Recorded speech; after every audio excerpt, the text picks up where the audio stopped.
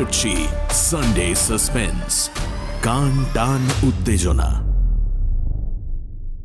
আমাদের আজকের গল্পটি প্রাপ্তবয়স্কদের জন্য। মদ্যপান, ধূমপান ও মাদক সেবন স্বাস্থ্যের পক্ষে ক্ষতিকর। বন্যপ্রাণী হত্যা একটি দণ্ডনীয় অপরাধ। শুধুমাত্র প্লট তৈরির খাতিরেই লেখক এই পরিবেশ সৃষ্টি করেছেন।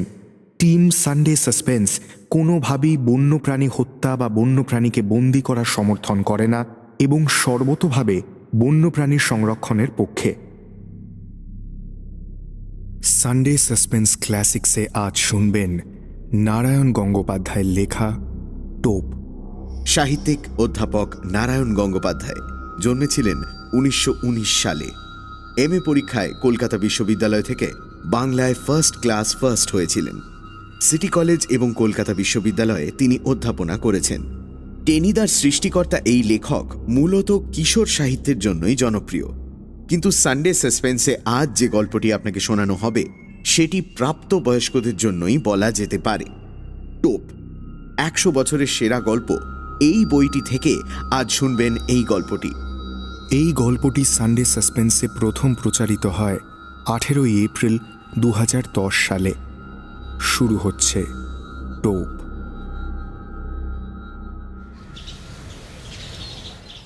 সকালে একটা পার্সেল এসে পৌঁছেছে। খুলে দেখি একজোড়া জুতো। না, শত্রুপক্ষের কাজ নয়। একজোড়া পুরনো ছেঁড়া জুতো পাঠিয়ে আমার সঙ্গে রসিকতার চেষ্টাও করেনি কেউ। চমৎকার ঝকঝকে বাঘের চামড়ার নতুন চটি, দেখলে চোখ জুড়িয়ে যায়। পায়ে দিতে লজ্জা বোধ হয় দস্তুর মতো। ইচ্ছে করে বিছানায় শুইয়ে রাখি। কিন্তু জুতো জোড়া পাঠালো কে? কোথাও অর্ডার দিয়েছিলাম বলেও তো মনে পড়ছে না। আর বন্ধুদের সব কটাকেই তো চিনি। বিনামূল্যে এমন এক জোড়া জুতো পাঠানোর মতো দরাজ মেজাজ এবং ট্যাঁক কারুর আছে বলেও জানি না। তাহলে ব্যাপারটা কি? খুব আশ্চর্য হব কিনা ভাবছি, এমন সময় একখানা সবুজ রঙের কার্ড চোখে পড়ল। উইথ বেস্ট কমপ্লিমেন্টস অফ রাজা বাহাদুর N.R. চৌধুরী, রামগঙ্গা এস্টেট। আর তখনই মনে পড়ে গেল। মনে পড়ল 8 মাস আগেকার এক আরণ্যক ইতিহাস, একটি বিচিত্র শিকার কাহিনী। রাজা বাহাদুরের সঙ্গে আলাপের ইতিহাসটা ঘোলাটে, সূত্রগুলো এলোমেলো। যতদূর মনে হয় আমার এক সহপাঠী তার এস্টেটে চাকরি করত। তারই যোগাযোগে রাজা বাহাদুরের এক জন্মবাসরে আমি একটা কাব্য সম্বর্ধনা জ্ঞাপন করেছিলাম। ঈশ্বরগুপ্তের অনুপ্রাস চুরি করে যে প্রশস্তি রচনা করেছিলাম তার 2 লাইন এইরকম: ত্রিভুবন প্রভাকর ওহে প্রভাকর, গুণবান মহিয়ান হে রাজেন্দ্রবর, ভূতলে অতুল কীর্তি রামচন্দ্র সম, অরাতি দমন ওহে তুমি নিরুপম। কাব্যচর্চার ফললাভ হলো একেবারে নগদ নগদ। পড়েছি আকবরের সভাসদ আব্দুর রহিম খান খানান হিন্দি কবি গঙ্গের 4 লাইন কবিতা শুনে 4 লক্ষ টাকা পুরস্কার দিয়েছিলেন। দেখলাম সে নবাবী মেজাজের ঐতিহ্যটা গুণবান মহিয়ান অরাতি দমন মহারাজ এখনো বজায় রেখেছেন। আমার মতো দিনাতি দিনের উপরেও রাজদৃষ্টি পড়ল। তিনি আমাকে ডেকে পাঠালেন, প্রায় চা খাওয়াতে লাগলেন। তারপর সামান্য একটা উপলক্ষ করে দামি একটা সোনার হাতঘড়ি উপহার দিয়ে বসলেন এক সময়। সেই থেকে রাজা বাহাদুর সম্পর্কে অত্যন্ত কৃতজ্ঞ হয়ে আছি আমি। নিছক কবিতা মেলাবার জন্য বিশেষণগুলো ব্যবহার করেছিলাম, এখন সেগুলোকেই মন প্রাণ দিয়ে বিশ্বাস করতে শুরু করেছি। রাজা বাহাদুরকে আমি শ্রদ্ধা করি, আর গুণগ্রাহী লোককে শ্রদ্ধা করাই তো স্বাভাবিক। বন্ধুরা বলে মোসাহেব, কিন্তু আমি জানি ওটা নিছক গায়ের জ্বালা। আমার সৌভাগ্যে ওদের ঈর্ষা। আমি পরোয়া করি না। নৌকা বাঁধতে হলে বড় গাছ দেখে বাঁধাই ভালো, অন্তত ছোটখাটো ঝড়ঝাপটার আঘাতে সম্পূর্ণ নিরাপদ। তাই মাস 8 আগে রাজা বাহাদুর যখন শিকারে তার সহযাত্রী হওয়ার জন্য আমাকে নিমন্ত্রণ জানালেন, তখন আমি ঠেলতে পারলাম না। কলকাতার সমস্ত কাজকর্ম ফেলে ঊর্ধ্বশ্বাসে বেরিয়ে পড়া গেল। তাছাড়া গোরা সৈন্যদের মাঝে মাঝে রাইফেল উঁচিয়ে শকুন মারতে দেখা ছাড়া শিকার সম্বন্ধে কোনো স্পষ্ট ধারণাই নেই আমার। সেদিক থেকেও মনের ভেতরে গভীর এবং নিবিড় একটা প্রলোভন ছিল।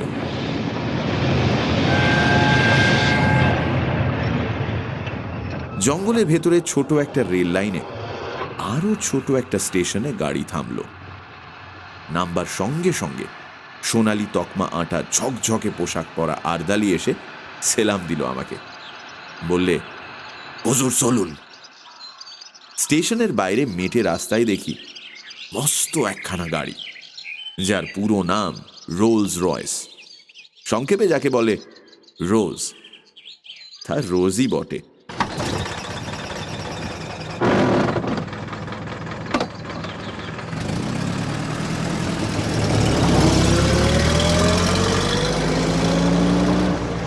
মাটিতে চলল না রাজহাঁসের মতো হাওয়ায় ভেসে গেল সেটা ঠিক ঠাহর করে উঠতে পারলাম না।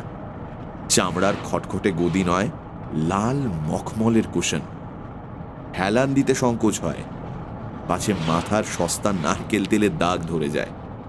আর বসবার সঙ্গে সঙ্গেই মনে হয় সমস্ত পৃথিবীটা নিচের মাটির ডেলার মতো গুঁড়িয়ে যাক, আমি এখানে সুখে এবং নিশ্চিন্তে ঘুমিয়ে পড়তে পারি। হাঁসের মতো ভেসে চলল রোজ। মেটে রাস্তায় চলেছে, অথচ এতটুকু ঝাঁকুনি নেই। ইচ্ছে হলো একেবারে ঘাড় বার করে দেখি গাড়িটা ঠিক মাটি দিয়েই চলেছে না দুহাত ওপর দিয়ে উড়ে চলেছে ওর চাকাগুলো। পথের দুপাশে তখন নতুন একটা জগতের ছবি। সবুজ শালবনের আড়ালে আড়ালে চা বাগানের বিস্তার, চকচকে উজ্জ্বল পাতার শান্ত শ্যামল সমুদ্র, দূরে আকাশের গায়ে কালো পাহাড়ের রেখা। ক্রমশ চা বাগান শেষ হয়ে এলো। পথের দুপাশে ঘন হয়ে দেখা দিতে লাগলো অবিচ্ছিন্ন শালবন। একজন আরদালি জানালো, হুজুর, ফরেস্ট এসে পড়েছে। ফরেস্টই বটে। পথের ওপর থেকে সূর্যের আলো সরে গেছে, এখন শুধু শান্ত আর বিষণ্ণ ছায়া। রাত্রির শিশির এখনো ভিজিয়ে রেখেছে পথটাকে। রোজের নিঃশব্দ চাকার নিচে মড়মড় করে সাড়া তুলছে শুকনো শালের পাতা। বাতাসে গুঁড়ো গুঁড়ো বৃষ্টির মতো শালের ফুল ঝরে পড়ছে পথের পাশে, উড়ে আসছে গায়ে। কোথা থেকে চকিতের জন্য ময়ূরের তীক্ষ্ণ চিৎকার ভেসে এলো। দুপাশে নিবিড় শালের বন, কোথাও কোথাও ভেতর দিয়ে খানিকটা দৃষ্টি চলে, কখনো কখনো বুনো ঝোপে আচ্ছন্ন। মাঝে মাঝে এক এক টুকরো কাঠের গায়ে লেখা 1935, 1940। মানুষ বনকে শুধু উচ্ছন্ন করতে চায় না, তাকে বাড়াতেও চায়। এই সব প্লটে বিভিন্ন সময় নতুন করে শালের চারা রোপণ করা হয়েছে, এ তারই নির্দেশ। বনের রূপ দেখতে দেখতে চলেছি। মাঝে মাঝে ভয় যে করছিল না এমন নয়। এই ঘন জঙ্গলের মধ্যে হঠাৎ যদি গাড়ির ইঞ্জিন খারাপ হয়ে যায় আর তাক বুঝে যদি লাফ মারে একটা বুনো জানোয়ার, তাহলে তাহলে পকেটের ফাউন্টেন পেনটা ছাড়া আত্মরক্ষার আর কোনো অস্ত্র টস্ত্র সঙ্গে নেই। শেষটায় আর থাকতে না পেরে জিজ্ঞাসা করে বসলাম, আরে এখানে বাঘ আছে? ওরা অনুকম্পার হাসি হাসল। হ্যাঁ হুজুর। ভালুক? রাজা রাজড়ার সহবর, কাজেই যতটুকু জিজ্ঞাসা করব ঠিক ততটুকুই উত্তর। ওরা বলল, হ্যাঁ হুজুর। অজগর সাপ? জি মালিক। প্রশ্ন করার উৎসাহ ওই পর্যন্তই এসে থেমে গেল আমার। যেরকম দ্রুত উত্তর দিয়ে যাচ্ছে, তাতে কোনো প্রশ্নই যে না বলে আমাকে আশ্বস্ত করবে এমন তো মনে হচ্ছে না। যতদূর মনে হচ্ছিল গরিলা, হিপোপটেমাস, ভ্যাম্পায়ার কোনো কিছুই বাকি নেই। এখানে জুলু কিংবা ফিলিপিনোরাও বিষাক্ত বুমেরাং বাগিয়ে আছে কিনা এবং মানুষ পেলে তারা বেগুন পোড়া করে খেতে ভালোবাসে কিনা এই জাতীয় একটা কুটিল জিজ্ঞাসাও আমার মনে জেগে উঠেছে ততক্ষণে, কিন্তু নিজেকে সামলে নিলাম। খানিকটা আসতেই গাড়িটা ঘস ঘস করে ব্রেক কষলো একটা। আমি প্রায় আর্তনাদ করে উঠলাম, কিরে বাঘ নাকি? আরদালিরা মুচকি হাসলো। না হুজুর, এসে পড়েছি। ভালো করে তাকিয়ে দেখি, সত্যিই তো এসে পড়েছি, সন্দেহ নেই।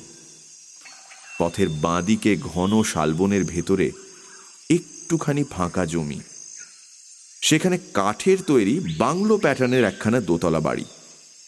এই নিবিড় জঙ্গলের ভেতর যেমন আকস্মিক, তেমনই অপ্রত্যাশিত।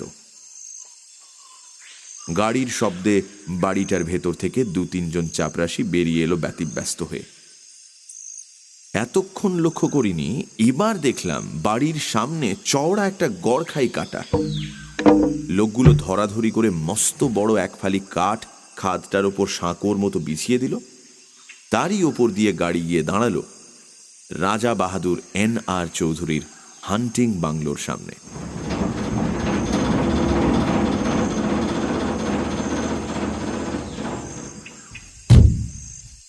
আরে আরে কি সৌভাগ্য!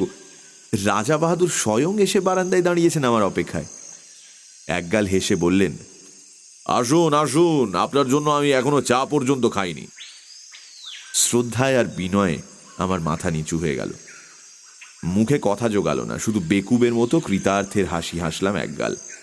রাজা বাহাদুর বললেন, এত কষ্ট করে আপনি যে আসবেন সে ভাবতেই পারিনি, বড় আনন্দ হলো। চলুন চলুন, ওপরে চলুন। এত গুণ না থাকলে কি আর রাজা হয়? একেই বলে রাজোচিত বিনয়। রাজা বাহাদুর বললেন, আগে স্নান করে রিফ্রেশড হয়ে আসুন, টি ইজ গেটিং রেডি। বয়, সাহেব কো গোসলখানে में ले जाओ। 40 বছরের দাড়িওয়ালা বয়, নিঃসন্দেহে বাঙালি, তবু হিন্দি করে হুকুমটা দিলেন রাজা বাহাদুর, কারণ ওটাই রাজকীয় দস্তুর। বয় আমাকে গোসলখানায় নিয়ে গেল। আশ্চর্য, এই জঙ্গলের ভেতরও এত নিখুঁত আয়োজন। এমন একটা বাথরুমে জীবনে আমি স্নান করিনি। ব্র্যাকেটে 3-4খানা সদ্য পাট ভাঙা নতুন তোয়ালে, 3টে দামি সোপ কেসে 3 রকমের নতুন সাবান, র্যাকে দামি দামি তেল, লাইম জুস, অতিকায় বাথটাব, ওপরে ঝাঁঝরি, নিচে টিউবওয়েল থেকে পাম্প করে এখানে ধারা স্নানের ব্যবস্থা। একেবারে রাজকীয় কারবার। কে বলবে এটা কলকাতার গ্র্যান্ড হোটেল নয়?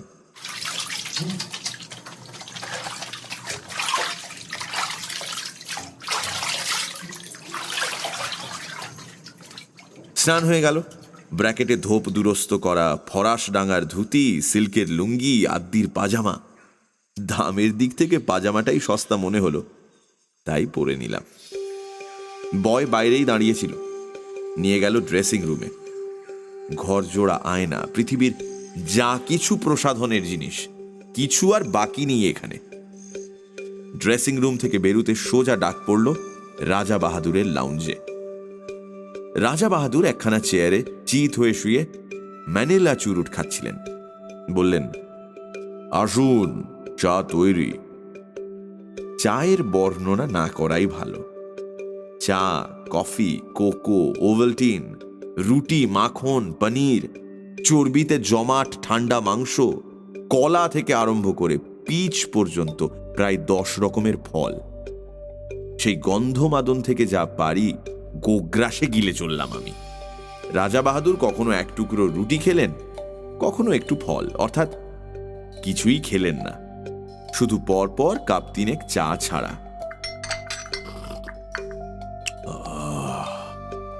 তারপর আরেকটা চুরুট ধরিয়ে বললেন, একবার জানলা দিয়ে চেয়ে দেখুন। দেখলাম। প্রকৃতির এমন অপূর্ব রূপ জীবনে আর দেখিনি।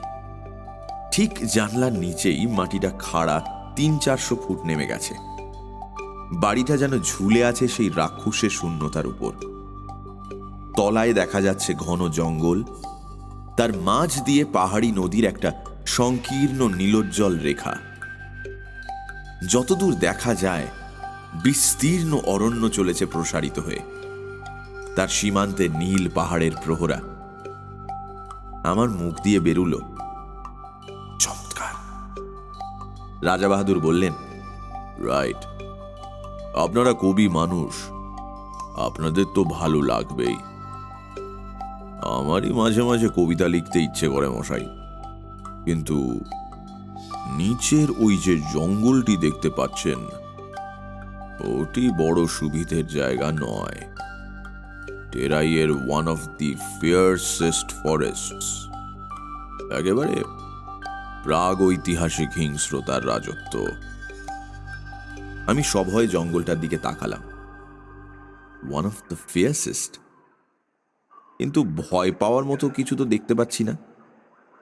400 ফুট নিচে ওই অতিকায় জঙ্গলটাকে একটা নিরবচ্ছিন্ন বেঁটে গাছের ঝোপ বলে মনে হচ্ছে। নদীর রেখাটাকে দেখাচ্ছে উজ্জ্বল একখানা পাতার মতো। আশ্চর্য সবুজ, আশ্চর্য সুন্দর। অফুরন্ত রোদে ঝলমল করছে অফুরন্ত প্রকৃতি। পাহাড়টা যেন গাঢ় নীল রং দিয়ে আঁকা। মনে হয় উপর থেকে ঝাঁপ দিয়ে পড়লে ওই স্তব্ধ গম্ভীর অরণ্য যেন আদর করে বুকে টেনে নেবে, রাশি রাশি পাতার একটা নরম বিছানার ওপর। অথচ আমি বললাম, ওখানেই শিকার করবেন নাকি? খেপেছেন, নামবো কি করে? দেখছেন তো পেছনে 400 ফুট খাড়া পাহাড়। আজ পর্যন্ত ওখানে কোনো শিকারীর বন্দুক গিয়ে পৌঁছয়নি। তবে হ্যাঁ, ঠিক শিকার করি না বটে, আমি মাঝে মাঝে মাছ ধরি ওখান থেকে। মাছ ধরেন? আমি হাঁ করলাম। মাছ ধরেন কি রকম? ওই নদী থেকে নাকি? সেটা ক্রমশ প্রকাশ্য, দরকার হলে পরে দেখতে পাবেন।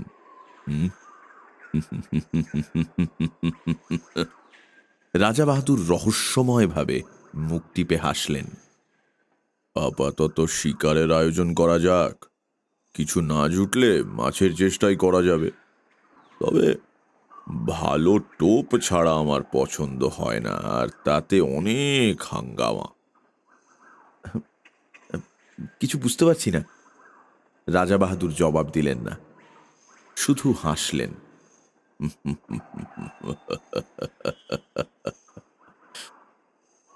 তারপর ম্যানিলা চুরুটের খানিকটা সুগন্ধি ধোঁয়া ছড়িয়ে বললেন, আপনি রাইফেল ছুঁড়তে জানেন? বুঝলাম কথাটি চাপা দিতে চাইছেন। সঙ্গে সঙ্গে জিহ্বাকে দমন করে ফেললাম। এর পরে আর কিছু জিজ্ঞেস করাটা সঙ্গত হবে না, শোভনও নয়। সেটা কোর্ট ম্যানারের বিরোধী। রাজা বাহাদুর আবার বললেন, রাইফেল ছুঁড়তে পারেন? ছেলেবেলায় এয়ারগান ছুঁড়েছি। তা বটে, আপনারা কবি মানুষ, ওসব অস্ত্র শস্ত্রের ব্যাপার আপনাদের মানায় না। আমি অবশ্য 12 বছর বয়সে রাইফেল হাতে তুলে নিয়েছিলাম। আপনি চেষ্টা করে দেখুন না, কিছু শক্ত ব্যাপার নয়। উঠে দাঁড়ালেন রাজা বাহাদুর, ঘরের একদিকে এগিয়ে গেলেন। তাকে অনুসরণ করে আমি দেখলাম এ শুধু লাউঞ্জ নয়, রীতিমতো একটা ন্যাচারাল মিউজিয়াম এবং অস্ত্রাগার। খাওয়ার টেবিলে নিমগ্ন ছিলাম বলে এতক্ষণ দেখতে পাইনি, নইলে এর আগেই চোখে পড়া উচিত ছিল। চারিদিকে সারি সারি নানা আকারের আগ্নেয়াস্ত্র, গোটা চারেক রাইফেল, ছোট বড় নানা রকম চেহারা। একটা হুকের সঙ্গে খাপে আঁটা একজোড়া রিভলভার ঝুলছে। তার পাশেই ঝুলছে খোলা একখানা লম্বা শেফিল্ডের তলোয়ার। সূর্যের আলোর মতো তার ফলার নিষ্কলঙ্ক রং। মোটা চামড়ার বেল্টে ঝকঝকে পেতলের কার্তুজ, রাইফেলের, রিভলভারের। জরিদার খাপে খানতিনেক নেপালি ভোজালি, আর দেয়ালের গায়ে হরিণের মাথা, ভালুকের মুখ, নানা রকমের চামড়া, বাঘের, সাপের, হরিণের, গোসাপের। একটা টেবিলে অতিকায় হাতির মাথা, দুটো বড় বড় দাঁত এগিয়ে আছে সামনের দিকে। বুঝলাম এরা রাজা বাহাদুরের বীর কীর্তির নিদর্শন। ছোট একটা রাইফেল তুলে নিলেন রাজা বাহাদুর, বললেন, এটা লাইট জিনিস, তবে ভালো রিপিটার, অনায়াসে বড় বড় জানোয়ার ঘায়েল করতে পারে। আমার কাছে অবশ্য সবই সমান, লাইট রিপিটার যা, হাউইৎজা কামানো তাই। তবু সৌজন্য রক্ষার জন্য বলতে হলো, বাহ, তবে তো চমৎকার জিনিস। রাজা বাহাদুর রাইফেলটা বাড়িয়ে দিলেন আমার দিকে। তাহলে চেষ্টা করুন, লোড করাই আছে, ছুড়ুন ওই জানলা দিয়ে। আমি সভয়ে 3 পা পিছিয়ে গেলাম। জীবনে বেকুবি অনেক করেছি, কিন্তু তার পরিমাণটা আর বাড়াতে প্রস্তুত নই। যুদ্ধ ফেরত এক বন্ধুর মুখে তার রাইফেল ছোঁড়ার প্রথম অভিজ্ঞতা শুনেছিলাম। পড়ে গিয়ে পা ভেঙে নাকি তাকে 1 মাস বিছানায় শুয়ে থাকতে হয়েছিল। নিজেকে যতদূর জানি, আমার ফাঁড়া শুধু পা ভাঙার ওপর দিয়েই কাটবে বলে মনে হয় না। বললাম, ওটা এখন থাক, পরে হবে না হয়। রাজা বাহাদুর মৃদু কৌতুকের হাসি হাসলেন, বললেন, এখন ভয় পাচ্ছেন, কিন্তু একবার ধরতে শিখলে আর ছাড়তে চাইবেন না। হাতে থাকলে বুঝবেন কত বড় শক্তিমান আপনি। You can easily face all the rascals of. হঠাৎ তার চোখ ঝকঝক করে উঠল, মৃদু হাসিটা মিলিয়ে গিয়ে শক্ত হয়ে উঠল মুখের পেশিগুলো। And a rival. মুহূর্তে বুকের রক্ত হিম হয়ে গেল আমার। রাজা বাহাদুরের 2 চোখে বন্য হিংসা। রাইফেলটা এমন শক্ত মুঠিতে বাগিয়ে ধরেছেন যেন সামনে কাউকে গুলি করবার জন্য তৈরি হচ্ছেন তিনি। উত্তেজনার ঝোঁকে আমাকেই যদি লক্ষ্যভেদ করে বসেন, তাহলে আতঙ্কে দেওয়ালে ঠেস দিয়ে দাঁড়িয়ে গেলাম আমি। কিন্তু ততক্ষণে মেঘ কেটে গেছে। রাজা রাজড়ার মেজাজ। রাজা বাহাদুর হাসলেন, ওয়েল, পরে আপনাকে তালিম দেওয়া যাবে। সবই তো রয়েছে, যেটা খুশি আপনি ট্রাই করতে পারেন। চলুন এখন বারান্দায় গিয়ে বসা যাক। Let's have some energy. প্রাতরাশেই প্রায় বিন্ধ্য পর্বত উদরসাৎ করা হয়েছে, আর কি হলে এনার্জি সঞ্চিত হবে বোঝা শক্ত। কিন্তু কথাটা বলেই রাজা বাহাদুর বাইরের বারান্দার দিকে পা বাড়িয়েছেন, সুতরাং আমাকেও পিছু নিতে হলো। বাইরের বারান্দায় বেতের চেয়ার, বেতের টেবিল। এখানে ঢোকবার পর এমন সব বিচিত্র রকমের আসরে বসছি যে আমি প্রায় নার্ভাস হয়ে উঠেছি। তবু যেন বেতের চেয়ারে বসতে পেয়ে খানিকটা সহজ অন্তরঙ্গতা অনুভব করা গেল। এটা অন্তত চেনা জিনিস। আর বসবার সঙ্গে সঙ্গেই বোঝা গেল এনার্জি কথাটার আসল তাৎপর্য কি। বেয়ারা তৈরি ছিল, ট্রেতে করে একটি ফেনিল ও গ্লাস সামনে এনে রাখল। অ্যালকোহলের উগ্র গন্ধ ছড়িয়ে গেল বাতাসে। রাজা বাহাদুর স্মিত হাস্যে বললেন, চলবে না? তবে বিয়ার আনবে, একেবারে মেয়েদের ড্রিঙ্ক। নেশা হবে না? না থাক, অভ্যেস নেই কোনোদিন। গুড কন্ডাক্টর প্রাইজ পাওয়া ছেলে। রাজা বাহাদুরের সুরে অনুকম্পার আভাস। আমি কিন্তু 14 বছরের বয়সেই প্রথম ড্রিঙ্ক ধরি। রাজা রাজরার ব্যাপার, সবই অলৌকিক।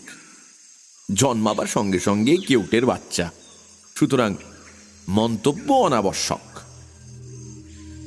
ট্রে বারবার যাতায়াত করতে লাগলো। রাজা বাহাদুরের প্রখর উজ্জ্বল চোখ দুটো ঘোলাটে হয়ে এলো ক্রমশ।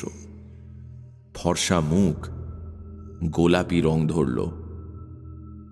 হঠাৎ অসুস্থ দৃষ্টিতে তিনি আমার দিকে তাকালেন। আচ্ছা, বলতে পারেন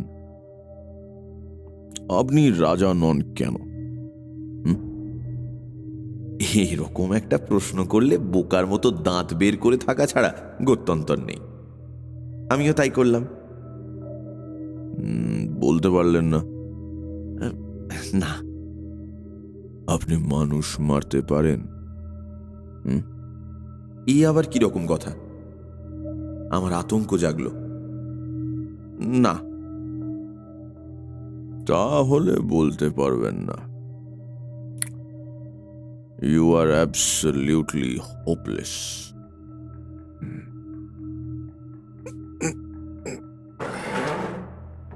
উঠে দাঁড়িয়ে ঘরের দিকে পা বাড়ালেন রাজা বাহাদুর। বলে গেলেন, I pity you, I pity you. বুঝলাম নেশাটা চড়েছে। আমি আর কথা বাড়ালাম না, চুপ করে বসে রইলাম সেখানেই। খানিক পরেই ঘরের ভেতরে নাক ডাকার শব্দ। তাকিয়ে দেখি তার লাউঞ্জের সেই চেয়ারটায় হাঁ করে ঘুমোচ্ছেন রাজা বাহাদুর। মুখের কাছে কতগুলো মাছি উঠছে ভন ভন করে।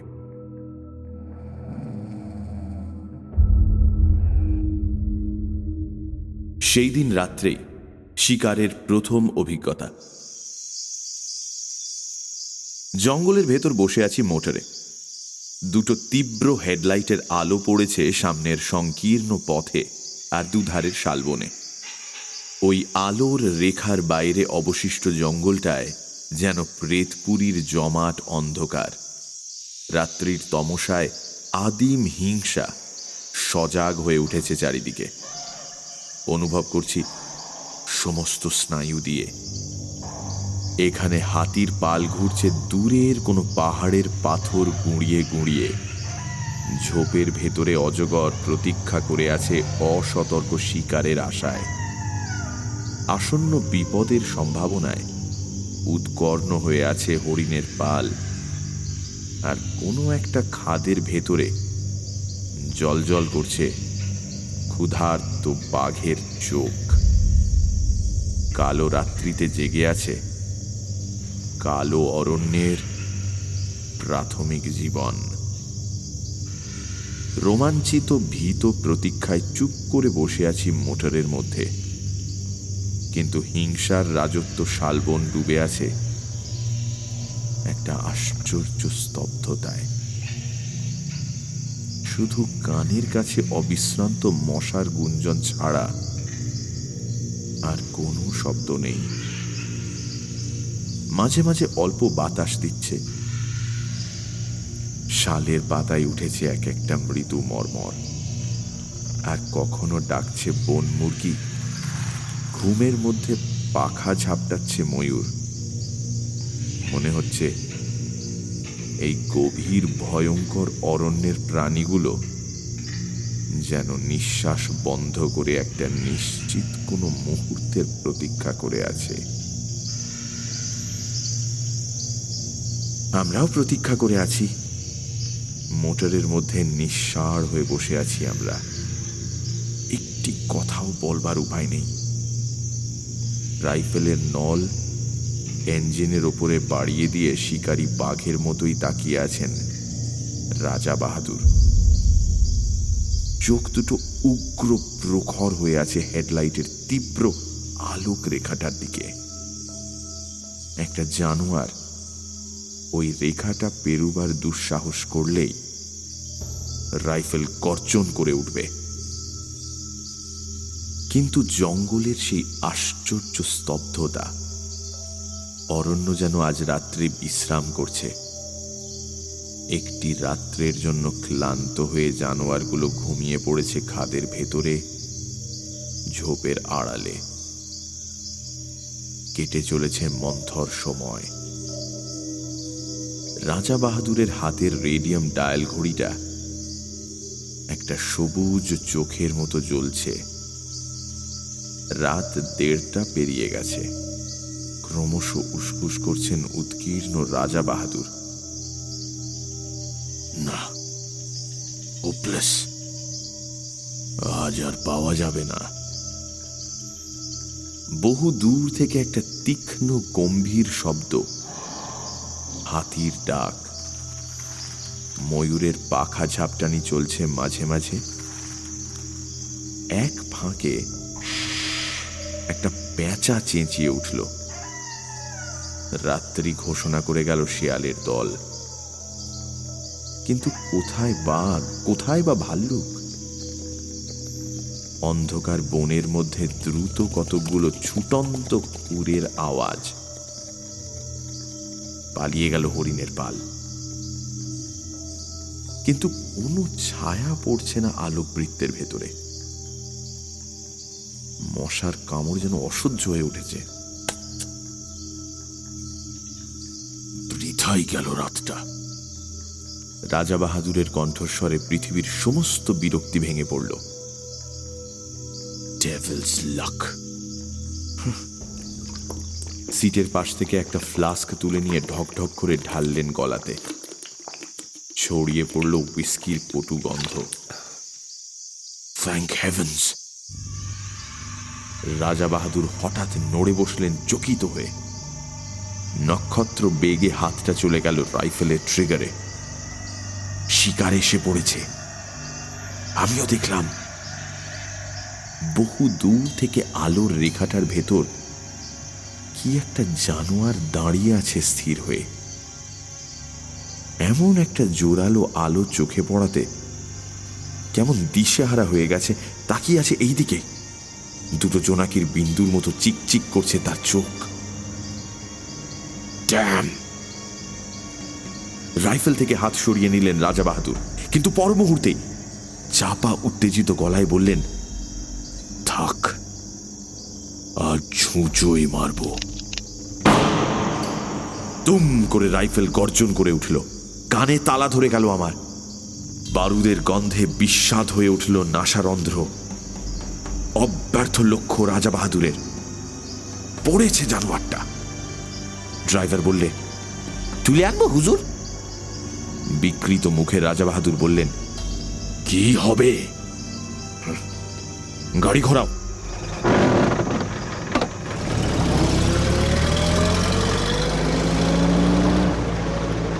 রেডিয়াম ডায়ালের সবুজ আলোয় রাত 3টে। গাড়ি ফিরে চলল হান্টিং বাংলোর দিকে। একটা ম্যানিলা চুরুট ধরিয়ে রাজা বাহাদুর আবার বললেন, ড্যাম! কিন্তু কি আশ্চর্য, জঙ্গল যেন রসিকতা শুরু করেছে আমাদের সঙ্গে। দিনের বেলা অনেক চেষ্টা করেও দুটো একটা বন মুরগি ছাড়া আর কিছু পাওয়া গেল না, এমনকি একটা হরিণ পর্যন্ত নয়। নাইট শুটিংয়ে সেই অবস্থা। পরপর 3 রাত্রি জঙ্গলের নানা জায়গায় গাড়ি থামিয়ে চেষ্টা করা হলো, কিন্তু নগদ লাভ যা ঘটল তা অমানুষিক মশার কামড়। জঙ্গলের হিংস্র জন্তুর সাক্ষাৎ মিলল না বটে, কিন্তু মশাগুলো চিনতে পারা গেল। এমন সাংঘাতিক মশা যে পৃথিবীর কোথাও থাকতে পারে, এতদিন এ ধারণা ছিল না আমার। তবে মশার কামড়ের ক্ষতিপূরণ চলতে লাগলো গন্ধমাদন উজাড় করে। সত্যি বলতে কি, শিকার করতে না পারলেও মনের দিক থেকে বিন্দুমাত্র ক্ষোভ ছিল না আমার। জঙ্গলের ভেতরে এমন রাজসূয় যজ্ঞের আয়োজন কল্পনারও বাইরে। জীবনে এমন দামি খাবার কোনোদিন মুখে তুলিনি, এমন চমৎকার বাথরুমে স্নান করিনি কখনো। এত পুরু জাজিমের বিছানায় শুয়ে অস্বস্তিতে প্রথম দিন তো ঘুমোতেই পারিনি আমি। নিবিড় জঙ্গলের নেপথ্যে গ্র্যান্ড হোটেলে স্বাচ্ছন্দ্যে দিন কাটাচ্ছি। শিকার না হলেও কণামাত্র ক্ষতি নেই আমার। প্রত্যেক দিনই লাউঞ্জে চা খেতে খেতে 400 ফুট নিচেকার ঘন জঙ্গলটার দিকে চোখ পড়ে।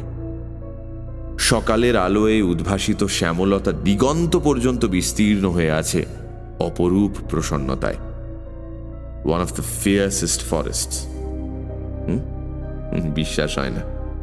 তাকিয়ে তাকিয়ে দেখি বাতাসে আকার অবয়বহীন পত্রাবরণ সবুজ সমুদ্রের মতো দুলছে, চক্র দিচ্ছে পাখির দল। এখান থেকে মৌমাছির মতো দেখায় পাখিগুলোকে। জানলার ঠিক নিচেই ইস্পাতের ফলার মতো পাহাড়ি নদীটার নীলিমোজ্জ্বল রেখা দুটো একটা নুড়ি ঝকমক করে মণিখণ্ডের মতো।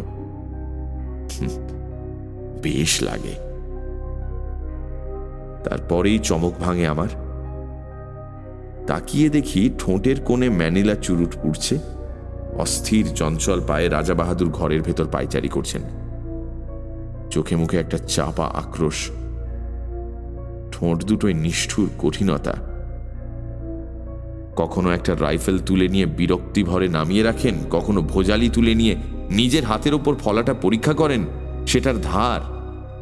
আবার কখনো বা জানলার সামনে খানিকক্ষণ স্থির দৃষ্টিতে তাকিয়ে থাকেন নিচের জঙ্গলটার দিকে। আজ 3 দিন থেকে উল্লেখযোগ্য একটা কিছু স্বীকার করতে পারেননি। ক্ষোভে তার দাঁতগুলো কড়মড় করতে থাকে। তারপরেই বেরিয়ে যান এনার্জি সংগ্রহের চেষ্টায়। বাইরের বারান্দায় গিয়ে হাঁক দেন, ব্যাগ। কিন্তু পরের পয়সায় রাজভোগ খেয়ে এবং রাজোচিত বিলাস করে বেশি দিন কাটানো আর সম্ভব নয় আমার পক্ষে। রাজা বাহাদুরের অনুগ্রহ একটি দামি জিনিস বটে, কিন্তু কলকাতায় আমার ঘর সংসার আছে, একটা দায়িত্ব আছে তার। সুতরাং 4র্থ দিন সকালে কথাটা আমাকে পারতে হলো। বললাম, এবার আমাকে বিদায় দিন তাহলে। রাজা বাহাদুর সবে 4র্থ পেগে চুমুক দিয়েছেন তখন। তেমনি অসুস্থ আর রক্তাভ চোখে আমার দিকে তাকালেন। বললেন, আপনি যেতে চান? কাজকর্ম রয়েছে, কিন্তু আমার শিকার আপনাকে দেখাতে পারলাম না। সে না হয় আরেকবার হবে। চাপা ঠোঁটের ভেতরেই একটা গম্ভীর আওয়াজ করলেন রাজা বাহাদুর, আপনি ভাবছেন আমার ওই রাইফেলগুলো দেয়ালে ওইসব শিকারের নমুনা? ওগুলো সব ফার্স। আমি সন্ত্রস্ত হয়ে বললাম, না না, তা কেন ভাবতে যাব? শিকার তো খানিকটা অদৃষ্টের ব্যাপার। অদৃষ্টকেও বদলানো চলে। রাজা বাহাদুর উঠে পড়লেন। আমার সঙ্গে আসুন। দুজনে বেরিয়ে এলাম। রাজা বাহাদুর আমাকে নিয়ে এলেন হান্টিং বাংলোর পেছন দিকটাতে। ঠিক সেখানে, যার 400 ফুট নিচে টেরাইয়ের অন্যতম হিংস্র অরণ্য বিস্তীর্ণ হয়ে আছে। এখানে আসতে আরেকটা নতুন জিনিস চোখে পড়ল। দেখি কাঠের একটা রেলিং দেওয়া সাঁকোর মতন জিনিস সেই সীমাহীন শূন্যতার ওপরে প্রায় 15-16 হাত প্রসারিত হয়ে আছে। তার পাশে দুটো বড় বড় কাঠের চাকা, তাদের সঙ্গে 2 জোড়া মোটা কাছি জড়ানো। ব্যাপারটা কি ঠিক বুঝতে পারলাম না। আসুন। রাজা বাহাদুর সেই ঝুলন্ত সাঁকোটার ওপর গিয়ে দাঁড়ালেন। আমিও গেলাম তার পেছন পেছন। একটা আশ্চর্য বন্দোবস্ত। ঠিক সাঁকোটার নিচেই পাহাড়ি নদীটার রেখা, নুড়ি মেশানো সংকীর্ণ বালু তট তার দুপাশে। তাছাড়া জঙ্গল আর জঙ্গল।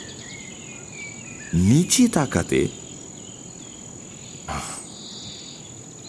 আমার মাথা ঘুরে গেল। রাজা বাহাদুর বললেন, জানেন এসব কি? না। আমার মাছ ধরবার বন্দোবস্ত।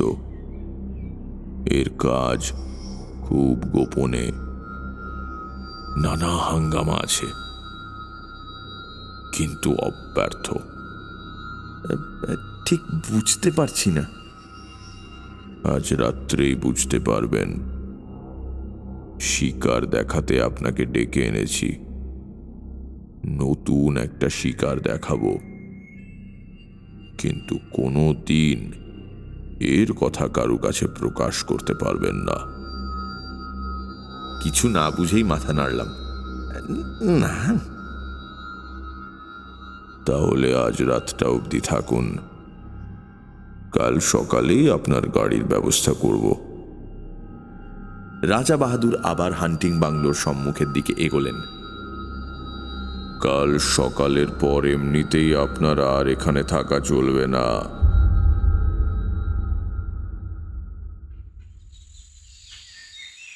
একটা কাঠের সাঁকো, দুটো কপি কলের মতো জিনিস, মাছ ধরার ব্যবস্থা, কাউকে বলা যাবে না, এবং কাল সকালেই চলে যেতে হবে। সবটা মিলিয়ে যেন রহস্যের খাস মহল একেবারে। আমার আমার কেমন এলোমেলো লাগতে লাগলো সমস্ত, কিন্তু ভালো করে জিজ্ঞাসা করতে পারলাম না।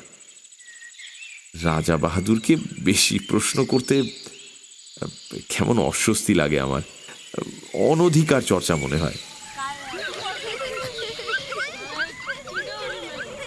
বাংলোর সামনে 3-4টে ছোট ছোট নোংরা ছেলে মেয়ে খেলা করে বেড়াচ্ছে। হিন্দুস্তানি কিপারটার বেওয়ারিশ সম্পত্তি। কিপারটাকে সকালে রাজা বাহাদুর শহরে পাঠিয়েছেন। কিছু দরকারি জিনিসপত্র কিনে কাল সে ফিরবে। ভারী বিশ্বাসী আর অনুগত লোক। মাতৃহীন ছেলে মেয়েগুলো সারা দিন হুটোপাটি করে ডাক বাংলোর সামনে। রাজা বাহাদুর বেশ অনুগ্রহের চোখে দেখেন ওদের। দোতলার জানলা থেকে পয়সা, রুটি কিংবা বিস্কুট ছুঁড়ে দেন। নিচে ওরা সেগুলো নিয়ে কুকুরের মতো লোফালুফি করে। রাজা বাহাদুর তাকিয়ে তাকিয়ে দেখেন সকৌতুকে। আজও ছেলে মেয়েগুলো হুল্লোড় করে তার চারিপাশে এসে ঘিরে দাঁড়ালো। বললে, হুজুর সেলাম। রাজা বাহাদুর পকেটে হাত দিয়ে কতগুলো পয়সা ছড়িয়ে দিলেন ওদের ভেতরে। হরির লুঠের মতো কাড়াকাড়ি পড়ে গেল। বেশ ছেলে মেয়েগুলি, 2 থেকে 8 বছর পর্যন্ত বয়স। আমার ভারী ভালো লাগে ওদের। আরণ্যক জগতের শাল শিশুদের মতো সতেজ আর জীবন্ত প্রকৃতির ভেতর থেকে প্রাণ আহরণ করে যেন বড় হয়ে উঠেছে। সন্ধ্যায় ডিনার টেবিলে বসে আমি বললাম, আজ রাত্রে মাছ ধরবার কথা আছে আপনার। চোখের কোণা দিয়ে আমার দিকে তাকালেন রাজা বাহাদুর।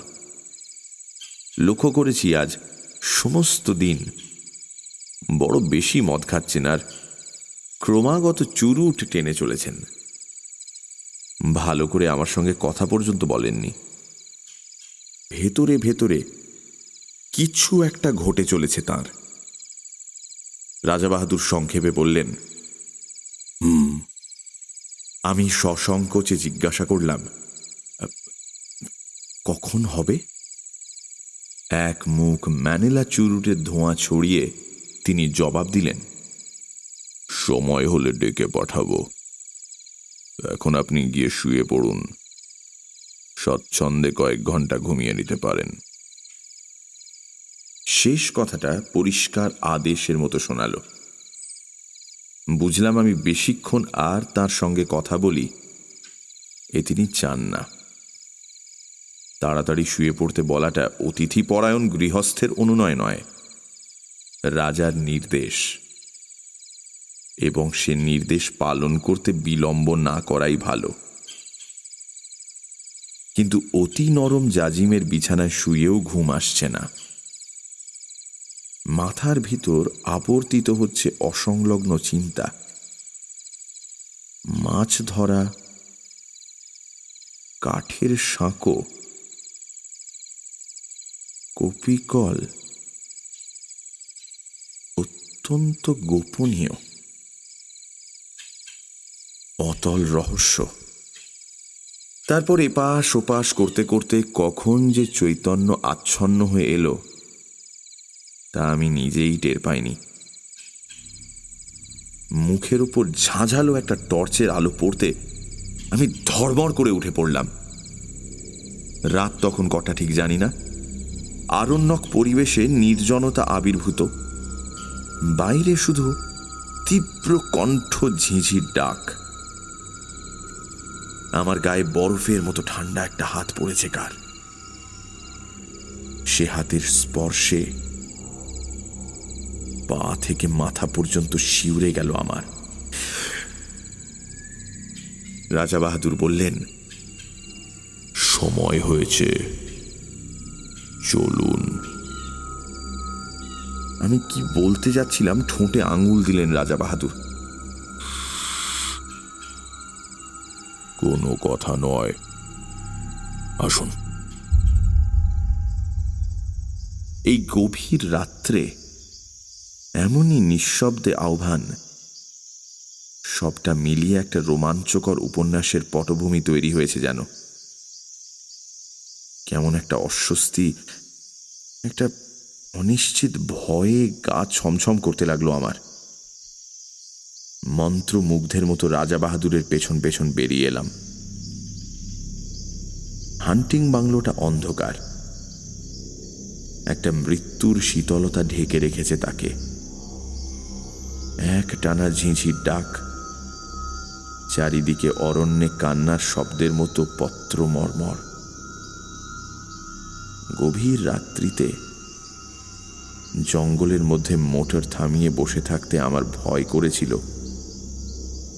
আজও ভয় করছে, কিন্তু এ ভয়ের চেহারা আলাদা। এর মধ্যে আরেকটা কি যেন মিশে আছে, ঠিক বুঝতে পারছি না, অথচ পাও সরতে চাইছে না আমার। মুখের উপরে একটা টর্চের আলো, রাজা বাহাদুরের হাতের স্পর্শটা বরফের মতো ঠান্ডা, ঠোঁটে আঙুল দিয়ে নীরবতার সেই দুর্বোধ্য কুটির সংকেত। টর্চের আলোয় পথ দেখিয়ে রাজা বাহাদুর আমাকে সেই ঝুলন্ত সাঁকোটার কাছে নিয়ে এলেন। দেখি তার উপরে শিকারের আয়োজন, দুখানা চেয়ার পাতা, দুটো তৈরি রাইফেল, দুজন বেয়ারা, একটা কপি কলের চাকা ঘুরিয়ে কি একটা জিনিস নামিয়ে দিচ্ছে নিচের দিকে। এক মুহূর্তের জন্য রাজা বাহাদুর তার 9 সেলের হান্টিং টর্চটা নিচের দিকে ফ্ল্যাশ করলেন।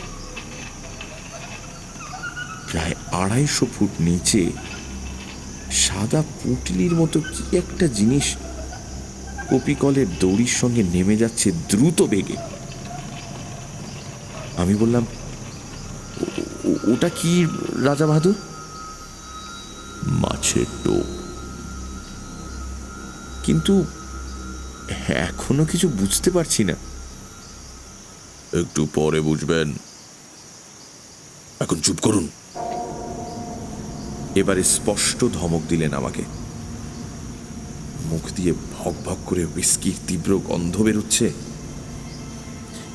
রাজা বাহাদুর প্রকৃতিস্থ নেই, আর কিছুই বুঝতে পারছি না আমি। আমার মাথার ভেতর সব যেন গন্ডগোল হয়ে গেছে। একটা দুর্বোধ্য নাটকের নির্বাক দ্রষ্টার মতো রাজা বাহাদুরের পাশের চেয়ারটাতে আসন নিলাম আমি। ওদিকে ঘন কালো বনান্তের উপর ভাঙা চাঁদ দেখা দিল।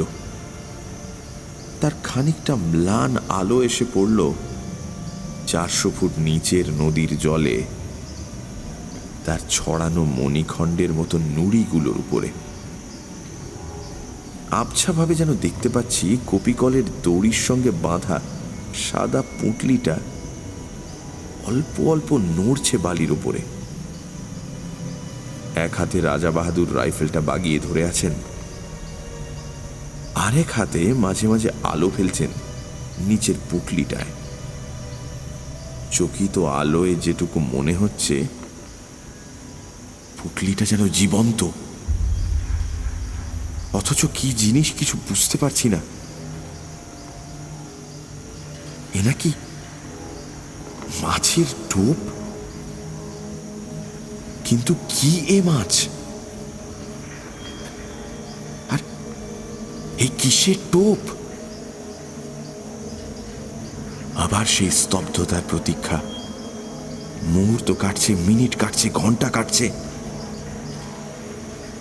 রাজা বাহাদুরের টর্চের আলো বারে বারে পিছলে পড়ছে নিচের দিকে। দিগন্ত প্রসার হিংস্র অরণ্য, ভাঙা ভাঙা জ্যোৎস্নায় দেখাচ্ছে তরঙ্গিত একটা সমুদ্রের মতো। নিচের নদীটা ঝকঝক করছে যেন একখানা খাপ খোলা তলোয়ার। অবাক বিস্ময়ে আমি বসে আছি। মিনিট কাটছে, ঘন্টা কাটছে, টোপ ফেলে মাছ ধরছেন রাজা বাহাদুর, অথচ সব ধোঁয়াটে লাগছে আমার। কান পেতে শুনছি ঝিঝির ডাক, দূরে হাতির গর্জন, শালপাতার মর্মর। এ প্রতীক্ষার তত্ত্ব আমার কাছে দুর্বোধ্য। শুধু হুইস্কি আর ম্যানিলা চুরুটের গন্ধ এসে লাগছে আমার। মিনিট কাটছে, ঘন্টা কাটছে, রেডিয়াম ডায়াল ঘড়ির কাঁটা চলেছে ঘুরে। ক্রমশ যেন সম্মোহিত হয়ে গেলাম, ক্রমশ যেন ঘুম এলো আমার। তারপরে হঠাৎ কানের কাছে বিকট শব্দে রাইফেল সাড়া দিয়ে উঠল। 400 ফুট নিচ থেকে উপরের দিকে উৎক্ষিপ্ত হয়ে উঠল প্রচন্ড বাঘের গর্জন। চেয়ারটা শুদ্ধ আমি কেঁপে উঠলাম। টর্চের আলোটা সোজা পড়ছে নুড়ি ছড়ানো বালির ডাঙাটার উপরে। পরিষ্কার দেখতে পেলাম ডোরা কাটা অতিকায় একটা বিশাল জানোয়ার সাদা পুঁটলিটার উপর একখানা থাবা চাপিয়ে দিয়ে পড়ে আছে, সাপের মতো ল্যাজ আছড়াচ্ছে অন্তিম আক্ষেপে। ওপর থেকে ইন্দ্রের বজ্রের মতো অব্যর্থ গুলি গিয়ে লেগেছে তার মাথায়। এত ওপর থেকে এমন দুর্নিবার মৃত্যু নামবে আশঙ্কা করতে পারিনি। রাজা বাহাদুর সোৎসাহে বললেন, ফতেহ। এতক্ষণে মাছ ধরবার ব্যাপারটা বুঝতে পেরেছি। সোৎসাহে সোল্লাসে বললাম, মাছ তো ধরলেন, ডাঙায় তুলবেন কেমন করে? ওই কপি কল দিয়ে। এই জন্যই তো ওগুলোর ব্যবস্থা। ব্যাপারটা যেমন বিচিত্র তেমনই উপভোগ্য। আমি রাজা বাহাদুরকে অভিনন্দিত করতে যাব এমন সময় পরিষ্কার শুনতে পেলাম শিশুর গোঙানি, ক্ষীণ অথচ নির্ভুল। এ কিসের শব্দ? 400 ফুট নিচ থেকে ওই শব্দটা আসছে। হ্যাঁ, কোনো ভুল নেই। মুখের বাঁধন খুলে গেছে, কিন্তু বড় দেরিতে। আমার রক্ত হিম হয়ে গেল, আমার চুল খাড়া হয়ে উঠল। আমি পাগলের মতো চিৎকার করে উঠলাম, রাজা বাহাদুর, এ কিসের টোপ আপনার? কি দিয়ে আপনি মাছ ধরলেন? চুপ! একটা কালো রাইফেলের নল আমার বুকে ঠেকালেন রাজা বাহাদুর। তারপরেই আমার চারিদিকে পৃথিবীটা পাক খেতে খেতে হাওয়ায় গড়া একটা বুদবুদের মতো শূন্যে মিলিয়ে গেল। রাজা বাহাদুর চাপটে না ধরলে 400 ফুট নিচেই পড়ে যেতাম হয়তো।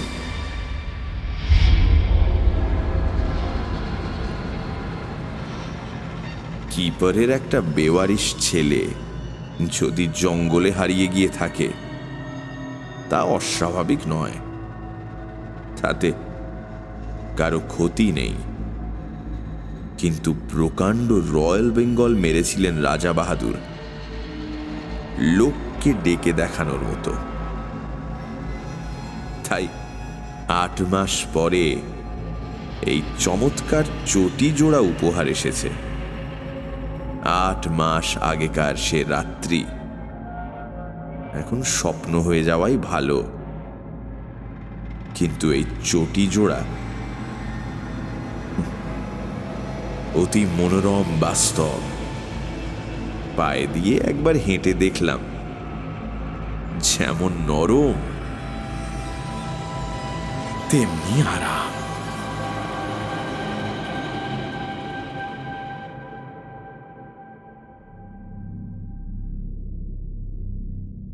সানডে সাসপেন্স ক্লাসিক্সে আজ শুনলেন নারায়ণ গঙ্গোপাধ্যায়ের লেখা টোপ। গল্প পাঠে মীর, শব্দগ্রহণ, ধ্বনি পরিকল্পনা ও আবহ সঙ্গীত রিচার্ড, প্রচার অলঙ্করণ জয়েন দ্য ডটস, সমগ্র পরিকল্পনা ও পরিচালনা ইন্দ্রাণী।